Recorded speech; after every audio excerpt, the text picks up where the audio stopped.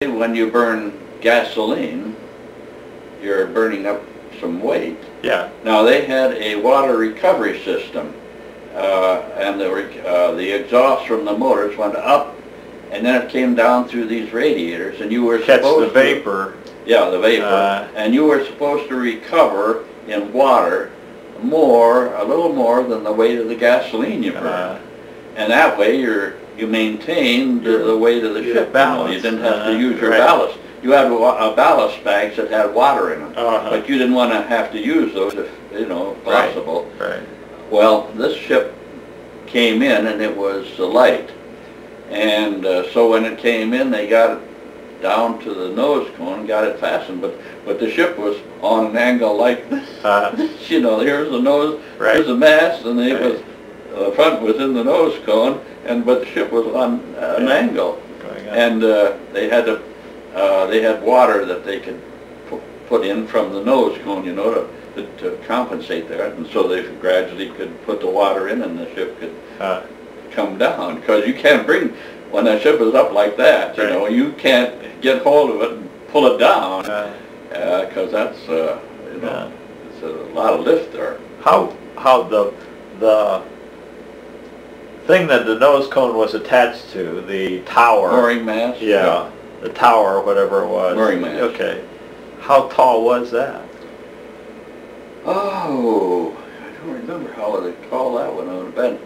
The ship itself, I think, was about 133 feet in diameter, and so that would be, it had to be so it was more than half the diameter, because you had under that you had the control car, and so on. So it had to be pretty high. Yeah. And so it was still off the ground quite a bit, even when it was down moored. When it was down, it was down to the ground. When it was level, it would be down by the ground. Could you step out of it then? No, it wasn't that. You had a little ladder or something you had to get up to get into the control car. So it was, when it was level. And then they would attach that little thing at the back. When they got it down, then they would attach that big heavy cart at the back that was on the tracks, and so on. But while it was coming down, they had toggles that they would drop out from various places, and the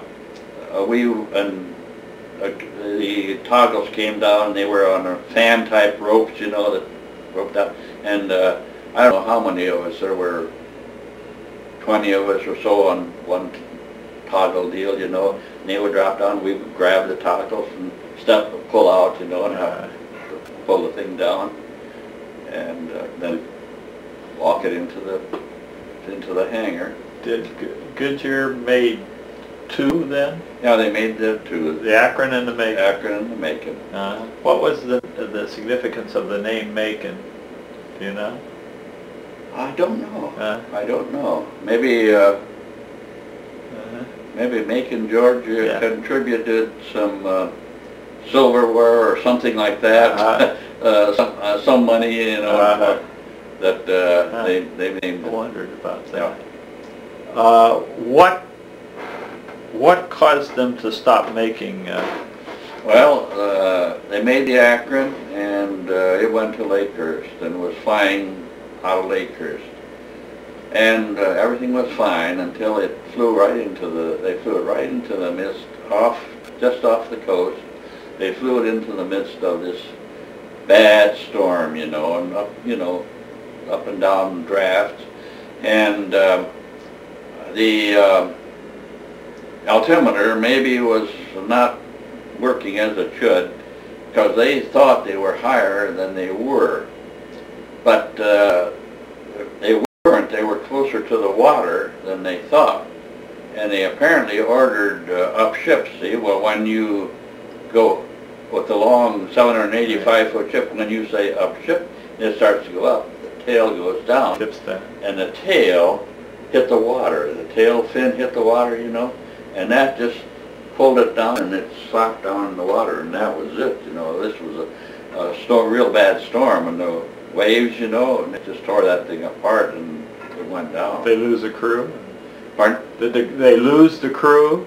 They lost I forget how many of the crew, most all of the crew, yeah.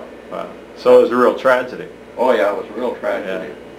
And so then we were building the Macon, so we built the Macon, it was completed, it went to Sunnyvale, California. And at Sunnyvale, everything was fine, but then they were having some exercises, the Navy and the airship was taking a part in that.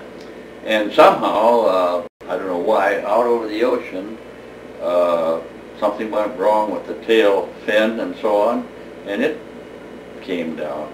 And there wasn't the loss of life. There were just a few killed there, but there were the two ships gone, right.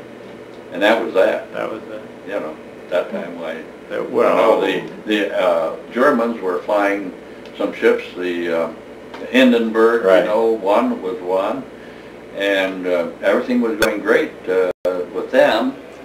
And of course, the Hindenburg finally. Right.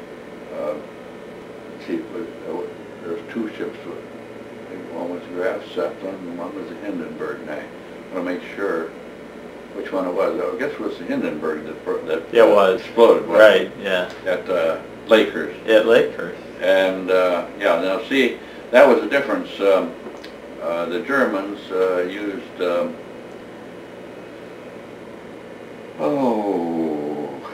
hydrogen. Yeah. In their. And it was flammable. Ships. And it's flammable, explosive. Yeah. And of course we used helium. Now we had the helium and we wouldn't supply it to the Germans because of the war and politics. Yeah.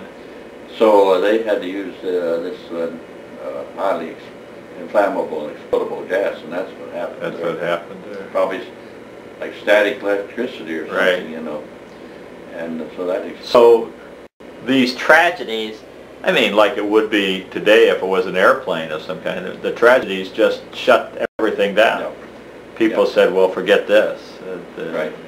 Because they just ended tragically. Yeah. Well, so, what happened with you then? Well, as the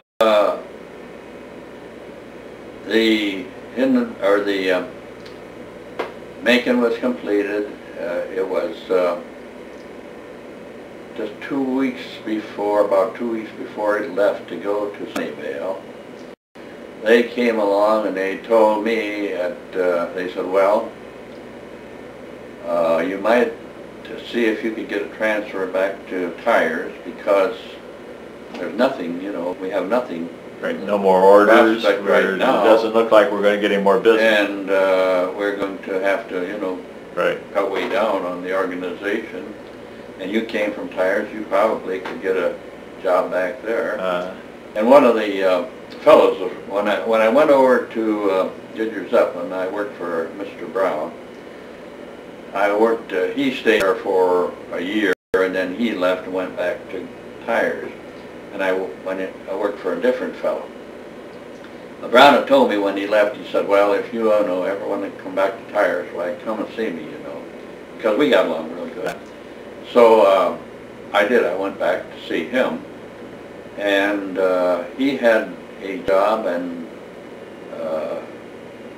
mold design. Boydger Grain had a job, and he said, "Yeah, we do have." Now this was in the Depression, so things were rough. Right.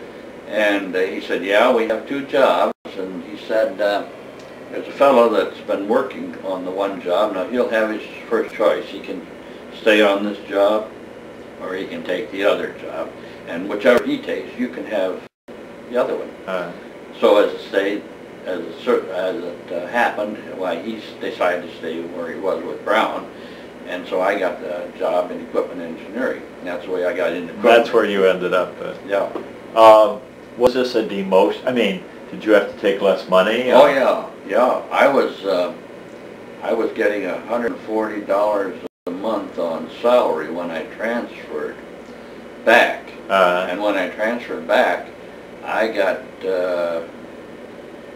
transferred at 62 cents an hour. Wow. And yes, I had to. So it was This was the a Depression. considerable cutback. Oh,